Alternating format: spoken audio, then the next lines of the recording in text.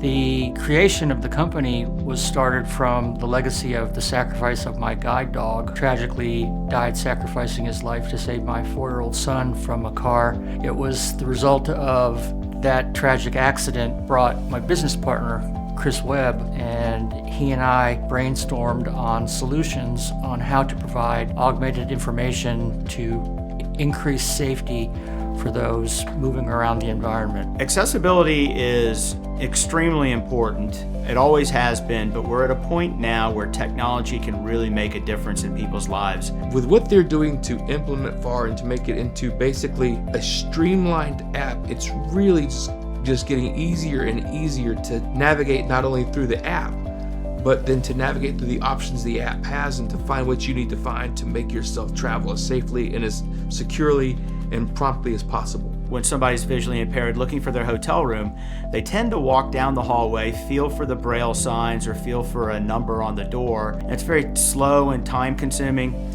So with our system, utilizing our smartphone app, somebody who has a visual impairment can walk down a hallway and the app can tell them what room they're passing. So as they're walking down the hallway, it would say room 1702, room 1704, room 1706. And that way they know where they are in the hotel as they walk around and can find their room much more easily. I can hear what room numbers I'm passing, which of course is kind of important when you're trying to find your room. You also hear things like if you're passing an ice machine, whether you're passing an emergency exit, which of course is very good information to have.